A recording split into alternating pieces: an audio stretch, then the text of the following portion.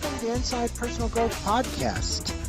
Deep dive with us as we unlock the secrets to personal development, empowering you to thrive. Here, growth isn't just a goal, it's a journey. Tune in, transform, and take your life to the next level by listening to just one of our podcasts. Well, for all my listeners, you're in for a special treat today. As joining us from Pennsylvania on the other side of that screen is Mary Clement Evans. Good morning to you, Mary. How are you? I'm great, Greg. How are you today? Good, good, good. And people, they know me, but they don't know you. And I'm going to show the book. And there'll be something flashing across the screen for my listeners if you're actually watching on YouTube. Obviously, if you're listening, the book is called Emotionally Invested: Outsmart Your Anxiety for Fearless Retirement Planning. And this is a Forbes book. And Mary had a lot of fun writing it, she told me. So a lot of work, but a lot of fun. And you're going to learn a lot today, listeners.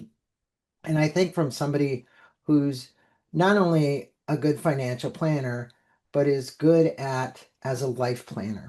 And so you have to be that if you're going to work with people's finances, because more than finances comes into the picture, right, Mary? That's for sure. Yeah. So let me tell them a little bit about you. Like I said, I'm thrilled to have you on the show. A financial advisors who's revolutionizing how we think about money by bringing emotions into the equation. Mary is the founder and president of Evans Wealth Strategies. And what city in Pennsylvania is that again? Emmaus, Pennsylvania, Emmaus, Pennsylvania.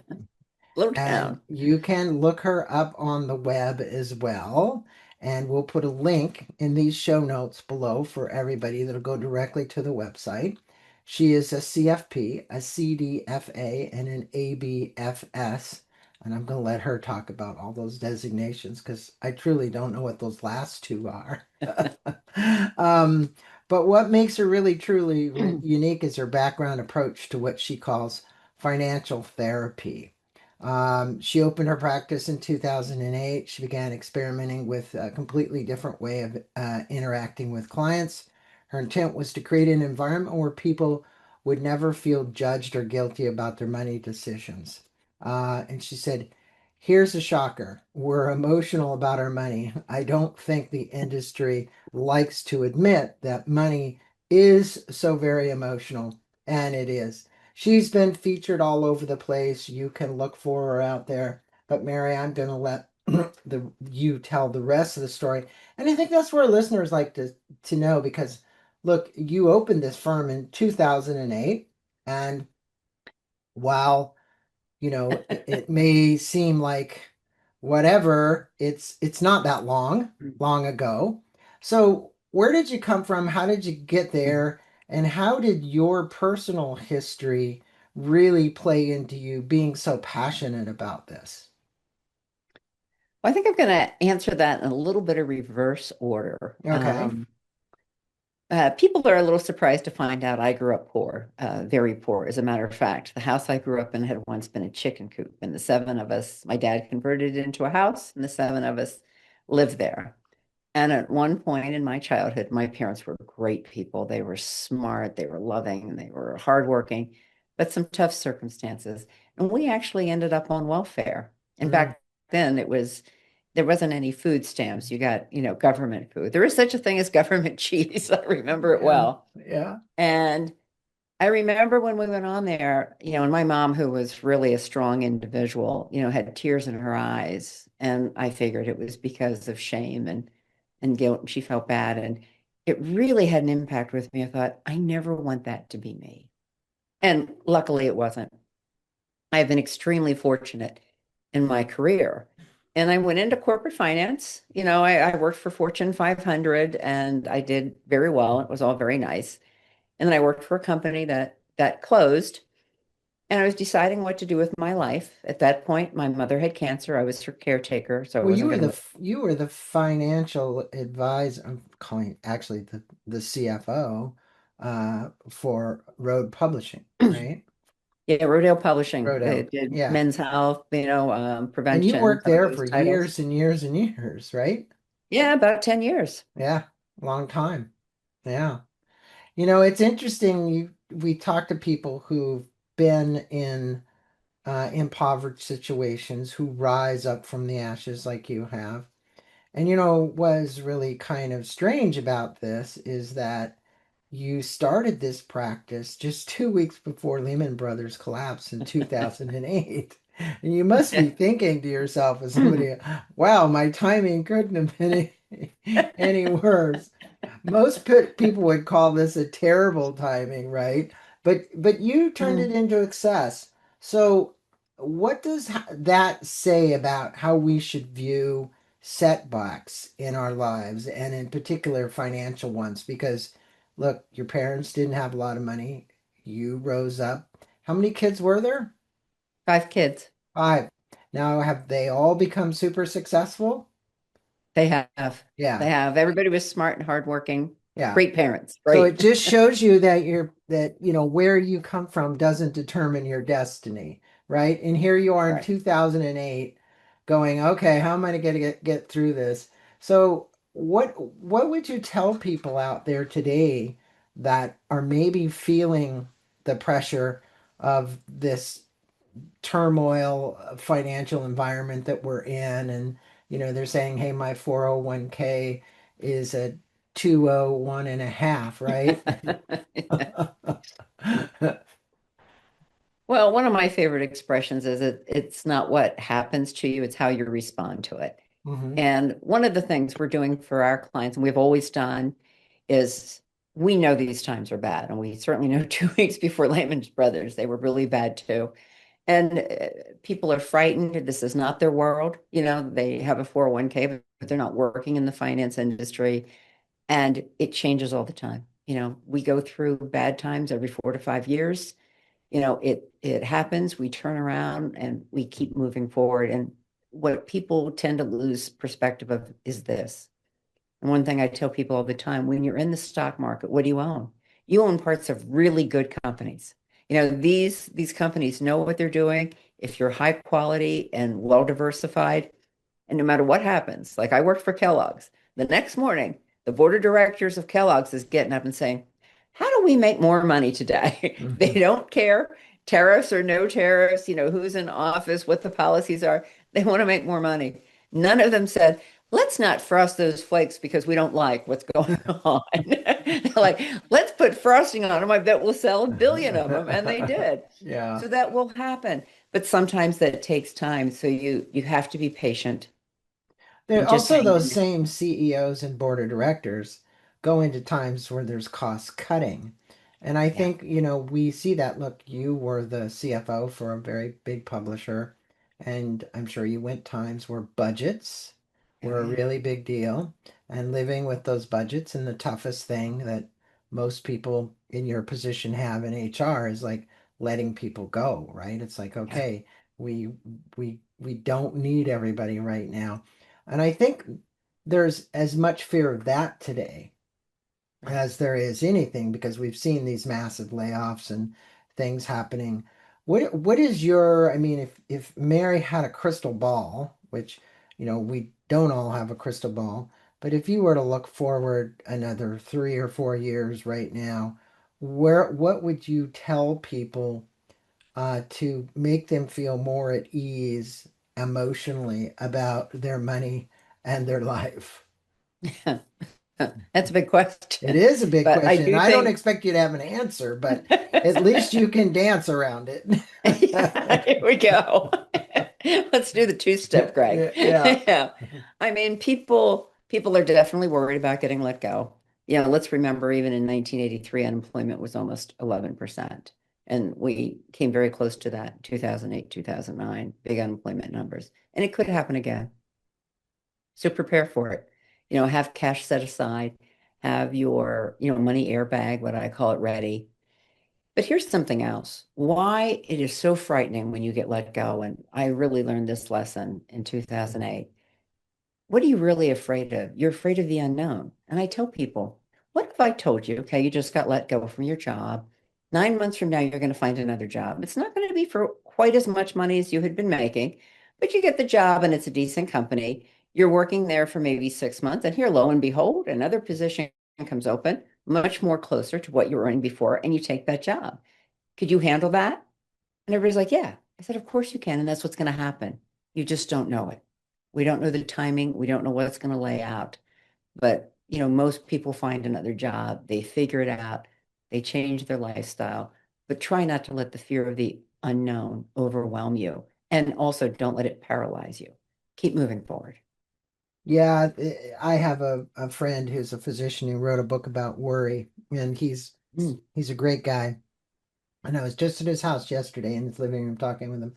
And I said, I've used your statement many times, Steve, that if I gave you a quarter for everyone. He said that worry is the misuse of our imagination. Yeah, And absolutely. we can project forward, but as my little mother used to say, yesterday's a canceled check, tomorrow's a promissory note. The only time you have is really right now. I And like I that. loved her little statement because I still remember it today. And with that being said, you argue that the biggest problem isn't that people don't know how, what to do with money.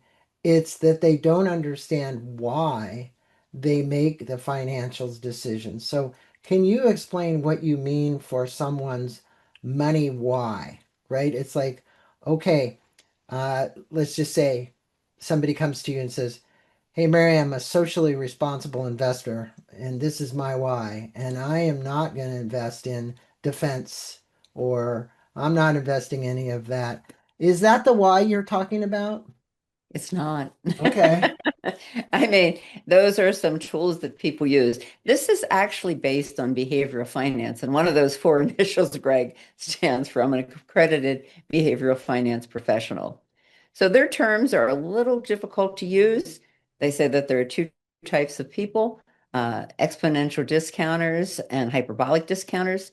I use the term FOMO and FORO, fear of Yeah. missing out and fear of running out. And here is the high level difference between that. So the fear of missing out people, they are hyper focused on today. They get dopamine from buying things today. The clothing, the golf clubs, getting the bathroom done, taking a vacation. And we all need dopamine. That's what lights up our brain and it's necessary. So that's who they are. And the FOROs, the fear of running out, they are hyper focused on the future. They are security seekers. They get their dopamine from saving, from feeling responsible. They're always worried, like you don't know what's going to happen. You have to save and you have to be, prepared for this. So when you start to realize that this is your money, why, you can now start to realize, oh, okay, this is what I need to do. This is what my partner is thinking. Why there's a difference there. Mixed marriages can be a little difficult. Yeah. A FOMO Yeah. and a FORO. Yeah. And that's usually the case, though, right? It is more than not. One Yeah, person is the probably. saver, one person is the spender, and they're trying to compromise. Yeah, Yeah. and sometimes that's not so easy. Well, so what they do is they don't talk. They don't talk Uh, about money. That's the biggest problem we have, yeah. right? We don't talk to our friends. We don't talk to our families. We don't talk to our spouse. And why we don't do that is people feel shamed. Why do they feel shamed? Because guess what our industry has done? We've shamed you, So that hasn't worked out. Yeah, and it's interesting the psychological analysis that you just discussed, the fear of missing out or the fear of running out. And frequently that perspective is shaped by our past. So you came from a family that didn't have a lot. Were you Right. more on the side of fear of running out? And, because I came from a family with a little Jewish mother who grew up during the Depression, and it Yeah, was always the fear of running out. right. So when she passed away, in the house, she literally had thousands of dollars in little places all around she had it in filing cabinets and underneath in Oregon and in drawers and whatever. And you read about people like this when they die and they never tell people that it's there, right? I have a Right. really funny story about that, and I'm going to tell it real quick because this is truly the fear of running out. So we have a garage sale with her stuff. We sell this handbag that she had to some lady for $2 or $3. Now, this was very cool. The lady leaves. She comes back 5 minutes later. She hands us $500. And she said, I only paid you $3 for this, but there was $500 in that purse. Well, So, the Great Depression was such an enormous impact on that generation that almost all of them had the fear of running out. And yeah. your mom and my mom sound like they could have been twins. Yeah, they probably were. Yeah, after my mom passed away, I told my siblings, go through the pockets of everything, look in the bottom of the drawers, turn things over, and we found tons of money because people think of the Great Depression as a stock market crash, which it did, but the stock market was back in a couple of years. The real problem, by the way, was banks closed. There Yeah. was no FDIC insurance. There was no Securities and Exchange Commission. So I don't know, maybe your parents were a lot more affluent than mine, but I'm sure my grandparents, like they were not in the stock market, No, my if they had an extra dollar, or 50 cents, they took it down to the bank, they put it in there, and when the banks collapsed, people lost all that money. So people were terrified. yeah. Yeah, I know she came from an era where people actually, she lived in St. Louis, and was telling us stories about people jumping out of windows because Yeah, they had run out of that's money and they right. actually killing themselves, right? Yeah, And they that were. that must have been really a tough time. She said, we would, it would happen frequently, been reported in the Yeah. newspaper, right? Hmm. So you mentioned that most financial advice treats people like they're one chart away from financial happiness, or, and I understand there's all kinds of charts that we can get. Yeah. Why doesn't showing people more graphs and spreadsheets actually help them change their behavior? Because it doesn't matter if it's Schwab or it's the company that you work for or it's Raymond James or whoever. There are a lot of charts and graphs in this business. Let's face it. Well, you know, and and I have to tell you, when I first started, I was showing people charts and graphs, and then I'm looking at their faces and realize, oh, I think they want to kill themselves. I have to do this a different way. But this is the only industry that I know of Mhm. that, and this goes back to my big sin, big lie thing, that, we make people feel like they need to understand everything about the financial markets, the most complex system in the world. Why? I don't know.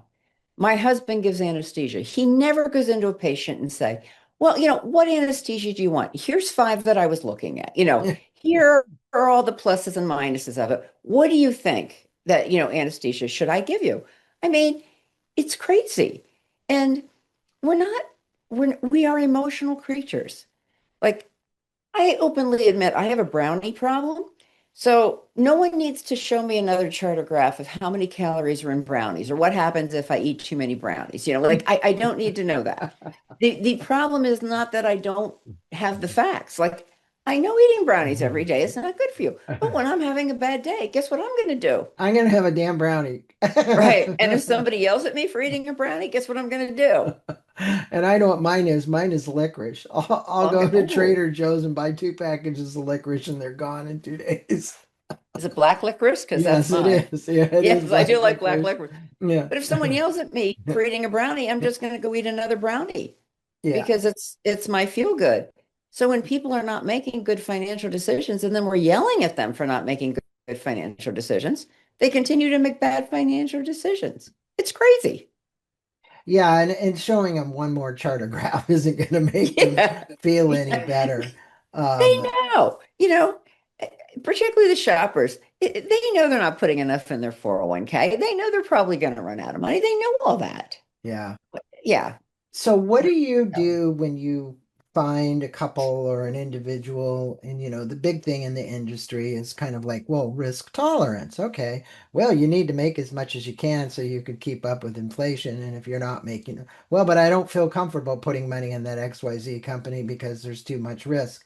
Um, what what are you doing? in your practice, because you are approaching different people differently, about looking at their ability to find out what their risk tolerance is depending on age and all kinds of variables? Do you have like a test that you give them, or is it an intake questionnaire? Well, I think, no, we don't do the intake questionnaire, but what we do is we do a full financial plan. So Okay. we know more about our client than most other people do, but those 4 question or 6 question risk tolerance questionnaires are crazy. Let me go back to anesthesia. Mhm. Because if my husband would actually tell people what the side effects of anesthesia are and then ask them if they want anesthesia, they would say no. So we're doing the same thing in this industry. So besides doing a full financial plan, I really try to educate people. And we use this word risk. Isn't risk a scary word? Like if you Mm, ask anybody, do you want a lot of risk? Who is going to say yes? Well, you might get a crazy person, well, that does cliff jumping. They're okay with it, but yeah. not my clients. We need to explain words like volatility and growth. Hmm. That's a really big difference. And when you can help people feel emotionally calm, like what is normal? Normal is we go through a bear market every 4 to 5 years. It usually lasts less than 2 years.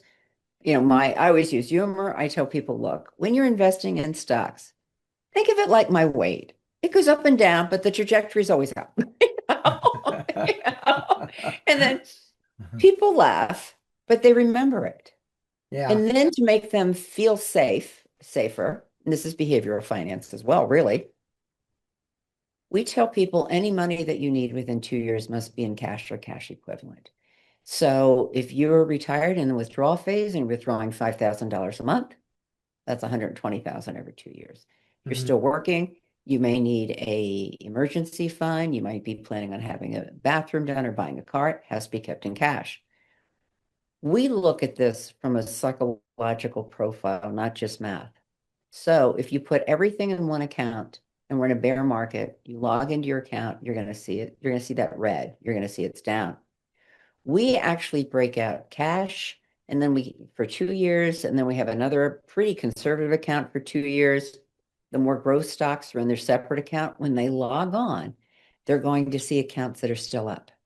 They're going to see them in the green and they're not going to feel as So bad. like money market accounts and maybe bond accounts or things that they have like that. Yeah. Well, that's Yeah. also an extremely valuable way to approach it. I like this behavioral finance way. Now, No one sells out. exactly. Exactly. So I just mentioned the 401(k) a minute ago, and you call the shift from employer funded pensions to individual 401(k)s the big sin. Yeah. Why was telling people, don't worry, you can save for retirement yourself, such a destructive lie that people were doing? And in essence, look, the bottom of the book says outsmart your anxiety for fearless retirement Fearless. planning. So let's talk about that fearless retirement planning. Hmm. Well, first, you know, when pensions essentially went away and 401(k)s came about, people didn't even know about them. Okay, so that's number one. They didn't even understand it. It also required you, unlike, a pension, there was no reduction in your paycheck. So now we're asking you to reduce your paycheck to save for your retirement. Hmm. And that requires delayed gratification. I don't know if you know many Americans, but I don't think that this is our area of specialty. And then to make it worse, we said, oh, this is so easy, you can do the investing yourself. How would somebody who's a teacher, a doctor, or plumber in their spare time with working and raising a family understand the financial markets? That's just crazy stuff. And that's why you need a plan and you need to be responsible for the things that you know about. Like what I want my clients to know is, what do you want retirement to look like? How long do you think you're going to work? Do you think you'll get a raise? What do you need to spend money on? What do you want your lifestyle about? They're the experts on that. And then we teach them about the difference between conservative and growth, and we show them in the plan. If you go more growth oriented than conservative, you get to retire 10 years earlier. Now, how do you feel about growth? It's Mm-hmm. amazing. People are like, I like growth. Yeah, I have gone from people who wanted all the money in the mattress. And then when I move more money into like money markets or bonds, like, why are we doing that? I'm like, because you still need to do that. I know the growth has been great. And, when the pandemic hit, everybody was slightly terrified of the markets, terrified they were going to die. And people who had just retired were calling me and going, "Oh my gosh, what am I going to do? I'm now in withdrawal and the markets are dropping, fastest drop into a bear market in 6 weeks." And I said, "Oh, well, remember, I have that 2 years in cash. Look at your account. Oh, and then by the way, we have 2 more years and like sitting in some bonds and some conservative things. So we're good for quite a while." And then they're like, "Oh, okay, Mary, that's great. How are you doing?" You know? And So you it's ease calming. their fears and concerns. And I think those fluctuations, I was speaking with a professor from Michigan State the other day that's going to come on. He's written many books, but he was talking about us as a society being able to embrace, and I know this is a hard one for people, ambiguity. Meaning, Yeah. we're living in the people are so used to this more certainty, but less certainty and more ambiguity.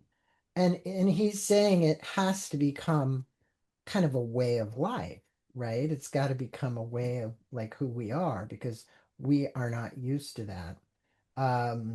Would you have a comment about his comment around ambiguity during these times?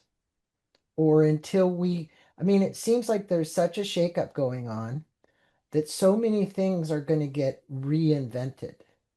I mean, people are looking at Bitcoin now, and you would have never thought Bitcoin would have entered the picture the way it is now with the endorsements it's got and all the kind of stuff that's going on, and more, and then the Securities Exchange Commission potentially rewriting laws, and the whole money system seems to be moving. Yeah, there's a lot of moving parts, but you know what? There's always been a lot of moving parts. If you go Hmm. back and you study financial history, which I've done, for the last 150 years, all these things we're talking about, we know about, we see. That's not what takes us off the rails. It's the things we don't, it's the bus you don't see. It's It's the not the bus that you do see. Because a lot of the things that are happening now that are causing disruption, we know what caused the disruption, and we kind of know what the solution to that is. Now, that doesn't mean that solution is going to come back tomorrow or next week or, maybe even later on this year. But, and the other thing that we think about, if we worry about something like that's going to help prevent it. It doesn't, worrying does not prevent, No, misuse of our the imagination. Yeah. yeah, it doesn't prevent the bad things from happening. And I think the only thing certain in this world is uncertainty. And, like I talk a lot about the rug puller. I've had so many times in my life where I thought, this is it, I'm on track, things are going great. And then poof, something happens. It's life. It's just life. Well, look, we have a financial icon, Warren Buffett, who's finally stepping down from his huge company that he created. And, if you've watched the moves he's made recently, just like you said, he's moved a lot of money into cash, Yeah, he right? is. A lot of Hmm. money into cash. And I think there are people out there that, you talked about this in the book, they put critical emphasis on these media personalities who you call, yell at the callers. Now, I wouldn't call Warren Buffett one of them per Oh, no. se. I love Warren. Yeah, by any means, he's about the calmest, coolest guy I've ever seen on media. What's the psychological impact of shame-based financial advice and why doesn't it work? Because I mean, I don't, the YouTube everywhere the airways are filled with quote unquote experts. And I'm going to tell most of my listeners, not many of them are experts. I was listening to one of the guys and he says, "Oh, I've made millions of dollars doing this." No, what they forget to tell you is it cost them 1.5 million to get to where they were. And really their net profit was maybe $100,000. You know what I mean? It's kind of like Yeah. you're listening to so many people tell you this, and there is a lot of it out there, and then it makes people feel less than. Oh, for sure. Yeah, No, I adore Brene Brown, who I think is the leading I do too. expert researcher on shame. But I think it never became more clear to me than after I started the business. When people would come in and see me, yeah, great couples, and within the first 5 minutes, they're apologizing to me. They're apologizing to me for not knowing more, for not doing more, for not saving more. And we haven't even looked at anything yet. And as I say, they're shitting all over themselves. Mhm. And, again, I use humor to try to bring down the temperature. And I'm like, oh, you want me to judge you? Well, if that's the case, I'm going to have to charge you more because I don't like it. And it's a lot of work. And then they laugh and they relax. But I realized, like, and people tell me, well, I was afraid to come in and see you. I was afraid to go see a financial advisor. My last financial advisor was always yelling at me. And yet, the financial systems are so complex. You need a really high quality financial advisor. And because they listen to the people on the air who say, what did you do that for? And, you should be afraid. You should be embarrassed. They thought I was going to do that. And I would never. And I don't even go over what you should have done. Like, unless you have a time machine, that's not real helpful. Yeah, Like, it's this not is going to where help we you. are. This is where we want to go. Let's spend our time, figuring out that path. And people need to be able to talk about money. They need to be able to get help on money. And none of this is happening. I actually think it's doing terrible things for people getting really good quality help. I think it's making them more anxious, to be Oh, honest for with you. And sure.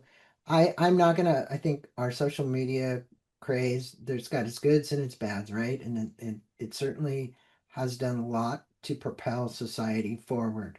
It's got a lot of Yeah. negatives in it as well. So look, when let's talk about a practical application. You got a fear of missing out married to a fear of running out. Let's just say that the man is the fear of missing out and the fear of running out is the woman. Actually, how do you work with a couple like that and how do you help them from destroying that relationship? Because they come in your office and I'm sure you see plenty of them that way. Oh, And yeah. and you have to be able to when it be the mediator. Yep. Well, and what you find out is they don't have the language to talk to each other. That is the problem. And the FOMO will say to the FORO, all you care about is money. I care about people. The FORO will say to the FOMO, you're so irresponsible. All you do is spend money. You don't care about our future. So I don't let any of those conversations go on. You know, I do explain the difference. So FOMO and FOROs to come together and to slightly change their behaviors, there's a few key things that need to happen. If you have a severe FORO who doesn't want to spend a dime on anything, the FOMO doesn't want to talk to him because what the FOMOs, again, hyper focused on today, on the vacation and enjoying life, one of the key provisions to financial happiness, having enough money for the pleasures of today, you have to give them permission to spend the money. And that's where FOROs don't understand. They don't want any of the money spent. Like, we don't need this. Why would we spend the Mhm. money? So, you can't have everything, but you can have something. So I find out from the FOMO what's really important to you is having the bathroom done more important than taking vacations, is going out to dinner, more important than clothing. So let's prioritize it and let's put a budget together. So Mhm. whatever that budget would be, maybe it's $20,000 a year, maybe it's $2,000 a year. Everybody's different. Then you have to show the FORO. The FORO loves plans. They love the plan. They love, seeing whether they're on track. And when I can show them, it's like, look, he gets to spend this $20,000 a year, to take you and the family on vacation, and you are still going to meet all your retirement goals. This is the Mhm. amount of money you have now. This is what you're going to have at retirement. This is how much you're going to be able to withdraw every year. And then the FORO will say, well, what if? What if? So we have a whole series of what if. What if Social Security goes away? What if pensions decrease? What if inflation goes up? FOROs are really good at coming up with a list of what ifs. I love them for that. And we walked them through all that. And I said, in all those scenarios, you're still okay. Yeah. So why don't the two of you sit down and plan that family vacation that you're going to enjoy? You And can do both. it's interesting, Mary. They probably still leave with a question, even though you've answered them all, because that's just a FORO for you. I mean, I can say I'll just raise my hand and I'll say I'm the FORO in the marriage. Um, and I again, it was programming, and my wife has always said, "Hey, look, you're just like your mother. You're a spitting image of your mother." Thank So, you. and I said, "Well, I actually take that as a blessing. Many of the things that Right. I received from her were a blessing." And this leads me to this question, uh, after your son Dan passed away, his Yeah. death, you said you evolved from a FORO to more of a FOMO. I Yeah. get it. I Yeah. know right now I'll be 71 in less than a month, and I know what happens when you look at your finitude, no matter how it happened. So, just a quick story. My daughter-in-law, 44 years old, two grandchildren with her, and my oldest son. She rushed in. She had a artery leakage. She ended up with bypass surgery at 44 years old just last week. So Um, sorry. she's changed already. Yeah. Her attitude about being with the family and being more close and more loving and so on. So, how did major life events like the one in your life change your relationship with money? And is it possible to consciously shift our money why, right? In other words, for you, you had a very, very devastating thing happen, and it's always hard to lose a child. But the reality is, you're now taking a position of, hey, things will work out. I can see that in you through the whole conversation that you're not a big worry wart anymore. It's like, hey, Yeah. we're all gonna leave this planet at some time. The finitude is here. And that gets into the estate tax planning, which I'm sure you help these people with as well. So can you comment how you changed, what it was like, and why people maybe would want to take a middle of the road stance versus be so much of a FORO, which is what you were before? Well, my definition of financial happiness, which I did do a Venn diagram because I'm a nerd at heart, but it's having the money that you need today to spend on things that give you today's pleasure, while still knowing that your financial future is safe. And I realized I wasn't spending enough time on the things that would give me pleasure today. And one of the things, my husband was taking me down to the beach to, try to make me feel better, calm me down. It was a tough situation. And I was looking at a beach condo and I'm like, that's irresponsible. We don't need that. FORO it was coming up. Right. And, which was ridiculous. It's like, I'm emotional about my money. Yours, I'm not, but my money, I'm still very You should have emotional. had him give you some of that anesthesia that makes you talk so much and just laugh when you Sign come here. back out again, huh? Yeah. But one of the things that I did buy the condo, by the way, and I have friends down there all the time and family down there. I have my son's widow and their four children are coming down. They're in about 10 days. And they're gonna love it. We're on the beach, we're playing together, and I realize this is really what it's about, having this pleasure today. And I am certainly not anywhere near irresponsible. This is definitely not going to impact my retirement. One, I'm probably never retiring, so I probably don't even need those funds. But what I had to tell myself to do it, it's like, well, you know what? If things went really wrong, I would sell the condo, I would have the money, like I would be fine. It's never going to happen, but Phobos need to tell themselves these Yeah. stories that Yeah. when they go through the what if, that we could always do this It's the and reassurance. it would be okay. Yeah. It's the reassurance. So, you know, The I'm not money's a there, it's just in a different asset. So if you did a balance sheet, or you did a personal financial statement, let's say, It's like, You hey, all I did was take money out of one pocket, put it into this thing, and it probably made more money than if I left it in the market because I threw it in a piece of real estate. And I had fun there too. Oh my gosh. I mean, you can have fun as well. So, yes, exactly. Is that, I think that is kind of the thing is like shifting it and looking at it as a shift versus a loss or an expense, right? It Yes, isn't that's a really an big help. expense. It's an investment and truly a good investment. I'm glad that you made.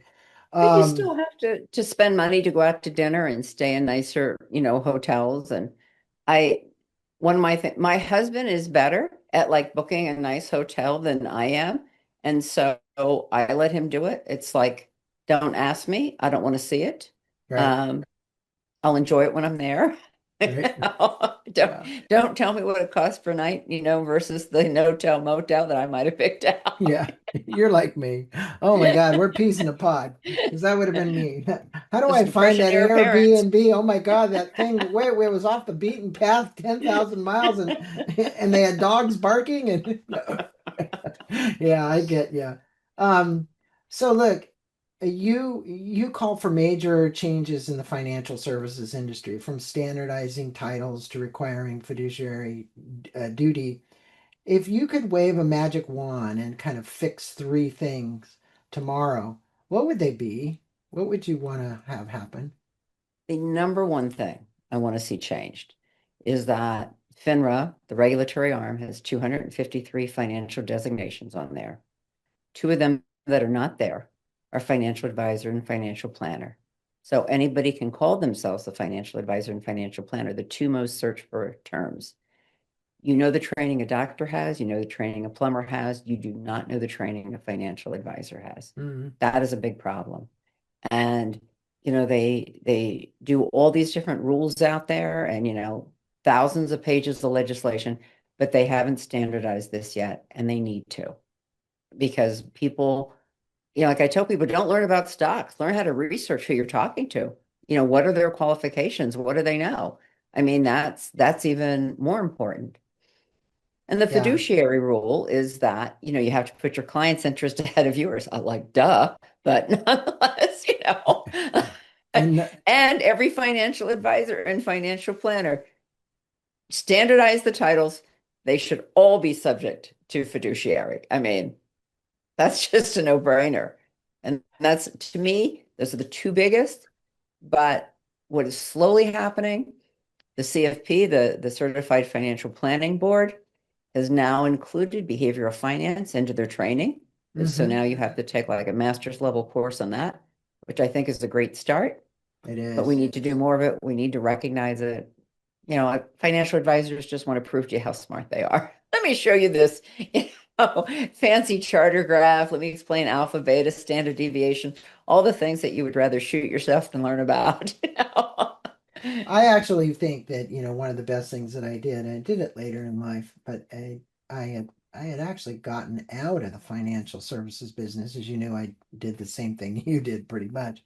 Um, was I went back and got a degree in spiritual psychology. And I think that someone who has a master's in psychology, you really need to have a master's in psychology to deal with clients, no matter what Yeah. you're doing.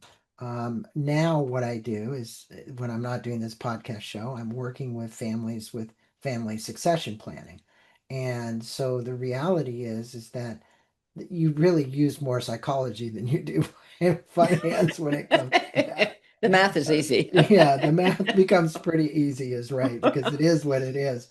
So, look, for someone out there listening to this podcast right now who recognizes themselves, uh, you know, and they say they feel overwhelmed about where to start, what to do next, what's the next step, um, what steps should they take on Monday morning that you would advise them if they're like just feeling completely overwhelmed about their finances and where they're going and their investments and they just need help? What would you tell them? Well, I really think that people need a really high quality financial advisor. My office, we're all certified financial planners. Doesn't guarantee that that's the person that you want, but it's a pretty good start. and there's some other good ones out there, but make an appointment, see the person. And if that person shames you, if that person isn't asking you a lot of questions, it's not the right person. Go find another one. Interview three or four who you're comfortable with, who you think is really talking to you, who understands you, because I assure you they're out there. Maybe not super easy to find, but they're out there. And particularly the FOMO FORO couples, but a lot of times all my couples, the number of people that tell me they really don't talk about money until they're in our office. They want to be sitting down with us to talk to us. And if that's what you need, that's great. And it's not your job to know alpha, beta, standard deviation. It really isn't. It's your job to do the savings, to earn the money, to, listen to a really good financial planner. That's all you really need to do. Well, Mary, you're a broker dealer, and I want to tell our listeners because we'll put the link. But when you Google uh, Mary Clement Evans' name, or you look for her up in the book, the website that it's called Evans Wealth Strategies, I come up to one that says raymondjames.com/Evans Wealth Strategies. That's one way they can get to you. Can they also get to you just by putting in your name, or is there a separate website, or is this the best way for them to kind of get through to you? Is raymondjames.com/Evans Wealth Yeah, Strategies? I don't work for Raymond James. I trade through them. So Okay. they actually physically host the site, but we're an independent. Okay. It's evanswealthstrategies.com. We'll take you there. Okay. And Okay. So, maryclementsevans.com will tell you more about the book and behavioral finance. So and we'll we'll also different put area. a link to Mary's LinkedIn where you can find out more about her there and her posts that she makes, and all the things that she's doing there. So, and there's also a picture of the building that she works in at the page there. But it's also a great way to learn. You said do your research about somebody. I find that LinkedIn is a great way to actually find out more about the people that you're working with and their past history. So I appreciate you being on the show today, speaking about your book, Emotionally Invested. Um, and I think for the people out there today that feel any uncertainty about our times, any uncertainty about, make like they're living with an opposite, like we were just talking about, go find somebody, even if they're not in your area. I'm sure you can email Mary through here or going to her website, and one of her people in her office will make certain, Nicole, that she gets in touch with her and you guys have a talk. But I do know that wealth advisors, if they're licensed in all the states, can deal with people almost anywhere. How many states are you actually licensed in to deal? Are you just in PA or are you in a bunch of other states too? I think we're in about 30. I don't even know that I've track of it anymore. So you could actually work with a lot of people in very different areas. Is that correct? I can, but my mission here is really, it's for people to understand themselves, find a great advisor. I can't help millions and millions of people personally, not that many hours in the day, but I'm hoping my book does that and it shows you how to interview an advisor. Yeah. I just So want people to feel better. this is this is a wonderful book for anybody who's kind of just starting out and wants to learn more about how to invest, how to not be confused, how to not be overwhelmed, but to feel comfortable. And I think that's the key, Comfortable. is you want That's to the feel word. comfortable. Yeah. You don't want to have to run down to your computer every morning and look to see what's happening. You want to leave that up to your advisor who's proactive, which I'm sure Mary and her team is. So thank you so much. Namaste to you. Thanks for being on the show. Thanks for spending time with us this morning and letting our listeners know about your new book. And we'll make sure that it gets out there on all the social media channels so everybody can listen to this podcast. Well, thank you, Greg. It's really been a pleasure and an honor to be on your show and a lot of fun talking to you as well. You're a You great as guy. well. I knew this was going to be a good interview. Yeah, it's just fun. Yeah. We're gonna solve all the problems of the world. Two peas in a pod. Okay. For sure.